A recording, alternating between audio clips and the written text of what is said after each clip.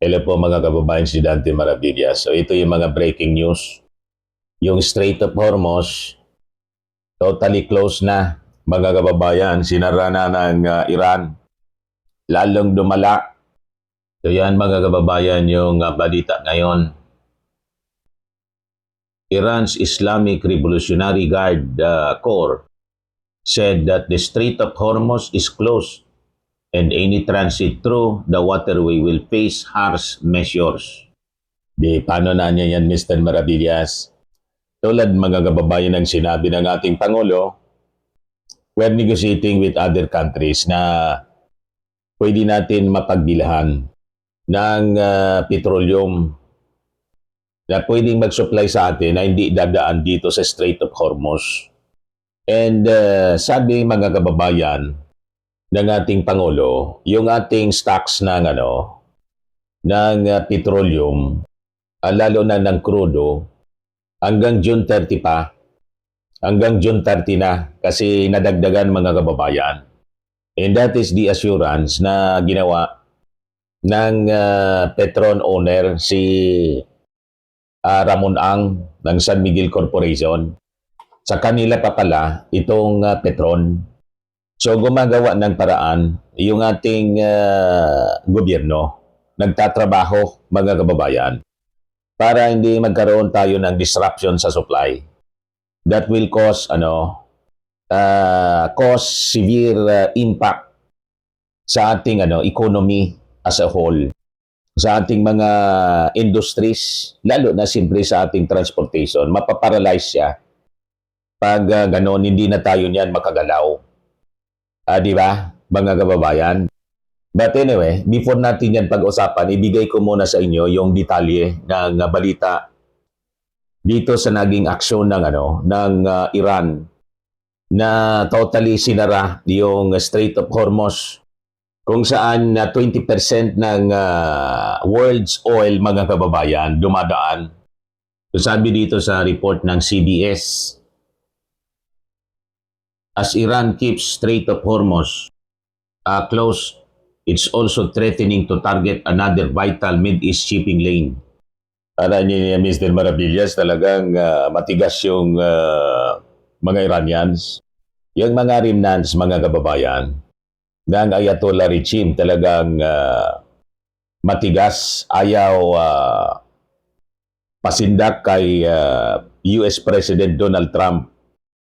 So sabi dito sa balita, Iran's Revolutionary Guard has declared the Strait of Hormuz a waterway through which around 20% of the world's crude oil supply flowed until the war, closed to any ships that not explicitly granted permission by Tehran, warning of a severe response for any violator or violators. So as a result, mga kababayan, the global price of crude oil jumped over $110 a barrel on the news Friday. So lalo pang tumalon mga kababayan yung presyo. Before the US and Israel launched the war on Iran 1 month ago, a barrel of benchmark Brent crude was trading at just over $70 a barrel. The RIGC Navy appeared to make an example of 3 Chinese-owned commercial vessels this week that tried but failed to make it through the strait and out of the Persian Gulf. Hinarang mga kababayan. This morning, following the false statement of the corrupt US President claiming that the Strait of Hormuz is open, 3 container ships of different nationalities moved toward the designated corridor for authorized vessel traffic but were turned back after warnings from the Iran Revolutionary Guard Navy, sabi po ng Iranian military sa kanilang social media post. So data from the marine traffic website showed that 2 ultra-large container ships owned by China's biggest shipping company, COSCO, made a sharp U-turn after apparently trying to sail past Iran's Larak Island. The two ships, CSCL, Indian Ocean, and CSCL, Arctic Ocean, remained in the Persian Gulf later Friday. A third ship, the Hong Kong-owned Lotus Rising, was forced to make a similar turnaround further out from the same island the previous day. Sa pinalabas na statement mga kababayan ng Iran military, the passage of any ship niya to and from ports belonging to allies and supporters of the Zionist American enemies to any destination and via any corridor is prohibited. Larak Island has been described as Tehran's tollbooth by analysts at maritime intelligence company Lloyd's List. Is just a few miles off Iran's coast, and Tehran has been forcing ships to pay fees to pass safely, as much as $2 million for one vessel. Matindi, according to Iranian state media. Lloyd's List says it tracked 33 transits via Larak Island in the second half of March, but no transits at all via more common route for the south through the strait. Put another way, while the Strait of Hormuz has been described as the choke point for oil coming out of the Persian Gulf, the route past Larak has become the specific choke point of Iran's chokehold on the passage. Hinarang na po nila, sinara. Ayan siya mga kababayan, yan ang Iran, no? Kita ninyo sa map. Dito siya dumadaan papunta dito sa atin. A map shows major routes for energy resources and other trade from the Middle East to Asia, including the Babel Mandeb Strait and the Strait of Hormuz. Ang Strait of Hormuz nandito po. Nandito yung Iran. Galing dito. Pasisiring papunta dito sa Asia. Ito yung Pilipinas, di ba? Ayan po. Para may idea tayo kung paano nagkakaroon ng disruptions dahil dito po sa nangyayaring gira.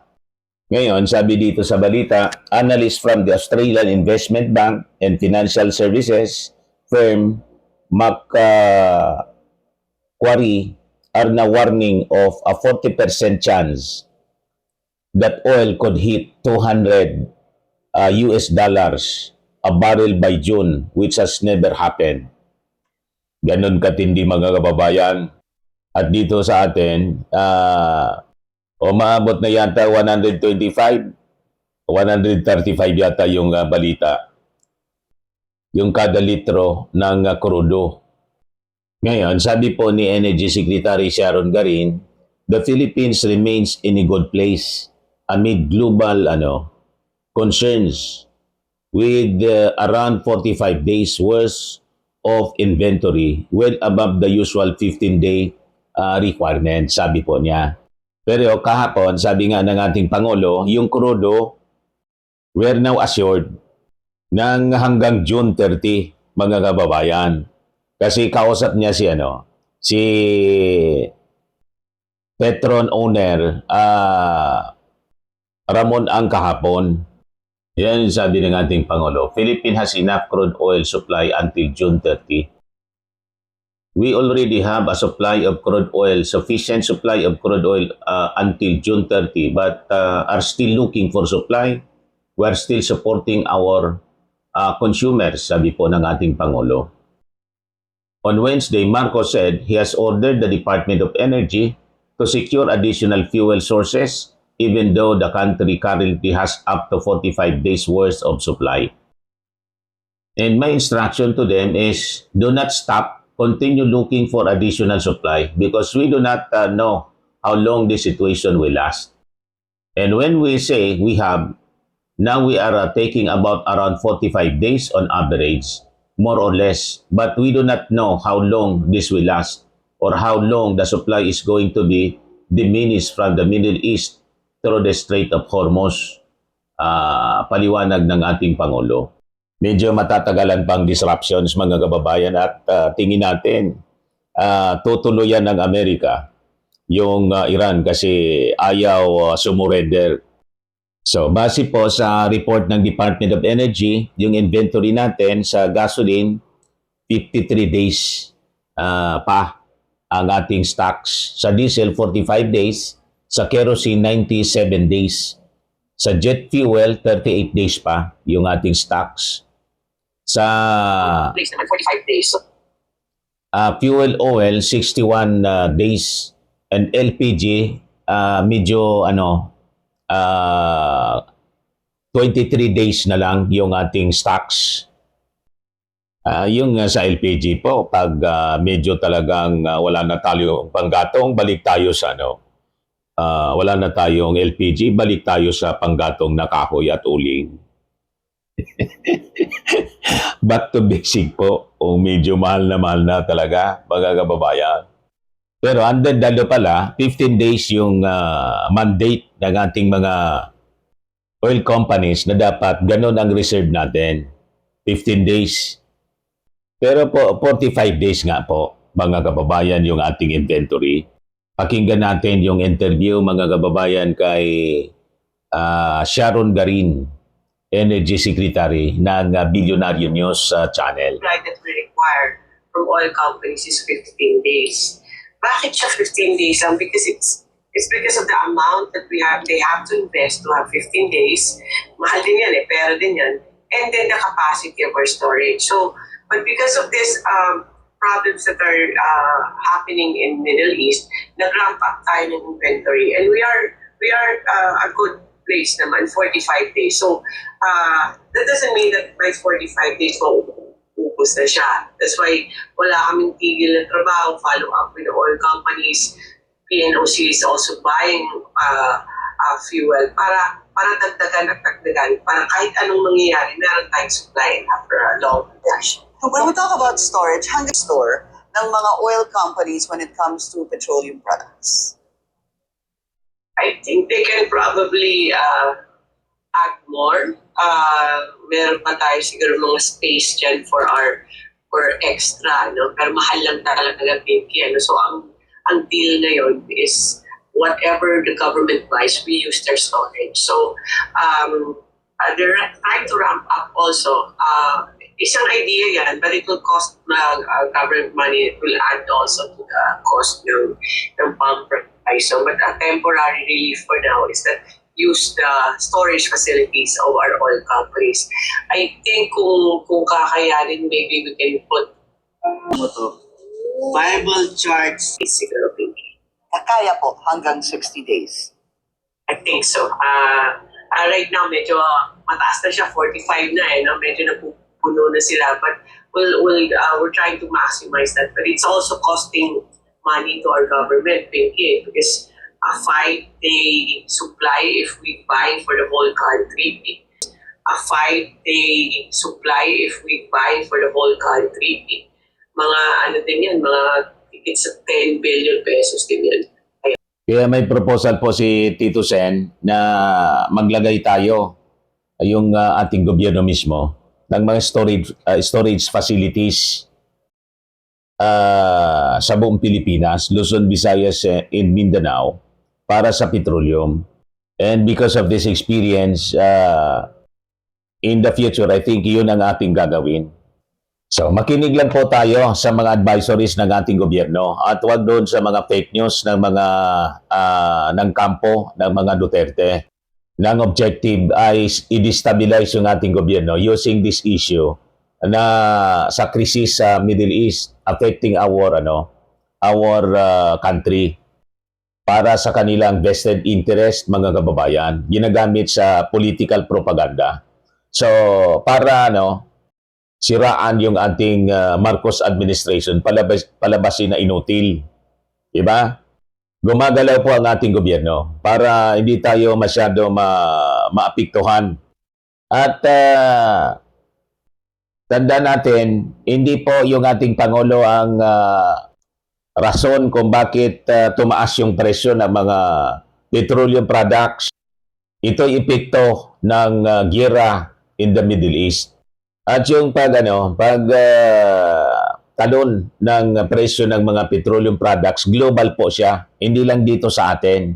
Mas mataas pa nga daw sa ibang bansa kaysa sa dito sa ating bansa. At mas marami yung ating inventory kaysa ibang mga bansa tulad ng Australia, Indonesia, Singapore, India. Mas malaki pa yung ating inventory, mga kababayan.